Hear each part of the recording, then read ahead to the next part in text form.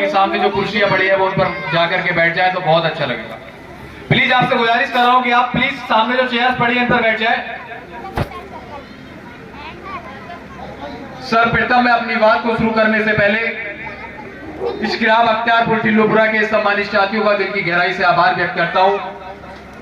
साथ ही आज इस देश के संविधान के निर्माता, इस भारत सरकार के प्रथम कानून मंत्री बाबा साहब डॉक्टर भीमराव अंबेडकर जी के इस 134वें जन्म दिवस की आप सभी सम्मानित ग्रामवासियों को हार्दिक शुभकामनाएं एवं बधाई देता हूं। तो सम्मानित साथियों, मैं अपनी बात को शुरू करने से पहले इस देश को गुलामी की जंजीरों से हटाने वाले, इस देश में सामान्यता का पाठ पढ़ाने वाले, इस देश का संविधान बनाने वाले भारत सरकार के प्रथम कानून मंत्री रहे, symbol of knowledge, Bharat Ratna से सम्मानित परम पूज्य बोधिसत्व बाबा साहब डॉक्टर भीमराव अंबेडकर जी को श्रद्धा के सुमन अर्पित करते हुए, उन्हीं के साथ आरक्षण के जनक छत्रपति साहू जी महाराज, राष्ट्रपिता महात्मा ज्योतिबा फुले, भारत की प्रथम महिला शिक्षिका माता सावित्रीबाई फुले एवं मनुवाद की रीढ़ की हड्डी को अपने पैर की ठोकरों से तोड़ने वाले ईबी रामास्वामी पेरियार साहब जी को भी नमन करता हूं। साथ ही मुस्लिम समाज में जन्मी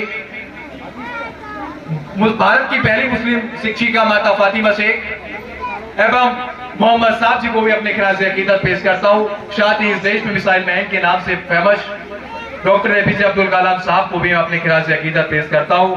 साथ ही हमारे यहाँ इस मंच पर आज के भव्य कार्यक्रम में मौजूद इस गांव की सभी सम्मानित टीम जिसने इस कार्यक्रम को लगाने का काम किया, साथ ही हमारे साथ हमारे भीम आर्मी भारत एकता मिशन के पूर्व जिलाध्यक्ष भाई सुधीर कुमार सागर जी, संबल नगर पालिका से पूर्व चेयरमैन प्रत्याशी भाई सज्जाद खान साहब, हमारे मुरादाबाद बरेली मंडल के पूर्व जौन प्रभारी भाई उस्मान सैफी साहब, सम्मानित साथियों, तमाम गांव के सभी सम्मानित साथी, साथ ही प्रशासन के लोग और तमाम मेरे साथी देश के नौजवान साथियों, मैं आपको इस तरीके से बता देना चाहता हूं कि साथियों, आजकल की हवाएं बड़ी जहरीली हैं। मैं आपको एक शेर के माध्यम से बता देना चाहता हूं कि मेरे हमराही चलो मेरी हिम्मत को सराहो, कि हमारे हमराही चलो हमारी हिम्मत को सराहो, हमने समझ लाई है इन जहरीली हवाओं के खिलाफ। तो सम्मानित साथियों, आज बड़े फक्र की बात है कि आज हम इस गांव के अंदर इस बाबा साहब डॉक्टर भीमराव अंबेडकर जी के जन्मोत्सव को मनाने के लिए यहाँ एकत्र हुए हैं। लेकिन ये सबसे बड़ी हमें इस जयंती के मनाने का उद्देश्य तब साबित होगा जब हम बाबा साहब के विचारों को इस देश और प्रदेश की सत्ता को हासिल करके फॉलो करेंगे। बाबा साहब अंबेडकर ने कहा था कि जाओ अपने घर की दीवारों पर लिख दो, हम इस देश के शासक हैं, ये देश हमारा है। लेकिन हमने क्या किया? हमने इस देश के अंदर शिक्षा भी ग्रहण की, नौकरियों पर भी लगे, प्रदेश में सरकार भी बनी, लेकिन इस देश की जो बड़ी सत्ता है, देश की जो मास्टर चाबी है, उस सत्ता से हम वंचित रह गए। उसका कारण है कि हम एकजुट नहीं है। देश के अंदर जो देश का 3% विदेशी लोग जिन्होंने आकर के हमें 4000 वर्ष पूर्व हमारे समाज के लोगों को गुलाम बनाने का काम किया, हम उन लोगों के चुंगल में फंस गए। हमें समझना पड़ेगा उनकी साजिशों को। ये मेरे समाज के लोगों, मैं अपने समाज की मात शक्ति से, अपनी बहनों से, अपनी माताओं से कहना चाहता हूं कि देश के अंदर बाबा साहब अंबेडकर ने उस समय एक बात कही थी कि जिस समाज की महिलाएं आगे होती हैं, वो समाज कभी पीछे नहीं जाता। वही थोड़ा है। मैं आभार व्यक्त करता हूं इस गांव की महिलाओं का, अपनी बहनों का, अपनी माताओं का, जो इस तादाद में आपने यहाँ इकट्ठा होकर के एक संदेश देने का काम किया है। बाबा साहब को आगे बढ़ाने में उनकी धर्मपत्नी माता रमाबाई का एक बहुत बड़ा योगदान था। मैं आपको बहुत कम शब्दों में उस बात को बता देना चाहूंगा कि बाबा साहब जब विदेश से नौकरी करके जब इस देश में वापस लौटते हैं, विदेश से शिक्षा ग्रहण करने के बाद जब बाबा साहब इस देश में वापस लौटते हैं, तो बाबा साहब कोर्ट में वकालत करने के लिए गए। जब बाबा साहब कोर्ट में वकालत करने के लिए गए, तो उस समय एक बाबा साहब का बेटा था राजरतन, उसका नाम था राजरतन अंबेडकर।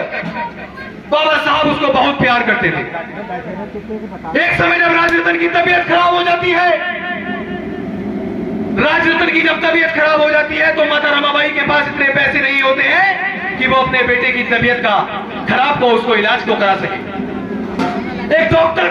कि उनकी पत्नी के पास इतने पैसे नहीं थे, लेकिन समझिए माता रमाबाई ने बाबा साहब के पास उनके सचिव के द्वारा बुलावा भेजा कि जाना बाबा साहब से कहना कि आपके उनके लाडले बेटे राजरतन की बहुत तबीयत खराब है। बाबा साहब का सचिव दौड़ करके गया, उसने बाबा साहब से कहा कि बाबा साहब आपके लाडले बेटे राजरतन की बहुत तबीयत खराब है। उसने बाबा साहब से कहा कि आपके लाडले बेटे राजरतन की बहुत तबीयत खराब है। बाबा साहब दौड़ करके आए, उन्होंने देखा तो उनका बेटा राजरतन लंबी लंबी सांसें ले रहा था।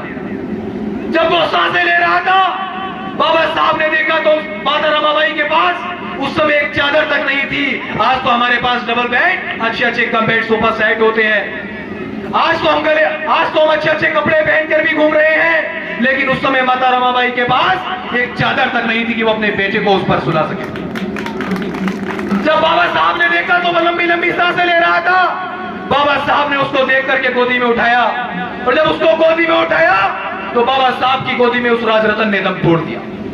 माता रमाबाई चीख चीख कर रो रही थी, अरे बाबा साहब आपकी समाज सेवा की लालसा ने मेरे 4-4 बच्चों को कुर्बान कर दिया है, मैं जाना नहीं सह सकती। आप जाइए अपने समाज के अंदर, मुझे आपकी समाज सेवा से कोई मतलब नहीं है। लेकिन बाबा साहब के उस दिल के अंदर क्या बीत रही थी, वो बाबा साहब ही जान सकते हैं, या वो माता रमाबाई समझ सकती हैं। एक बेटे के जाने का दर्द उस माँ को पता होता है जिस माँ का एक जवान बेटा उसके सामने से जाता है। उस समय की बात को समझिए।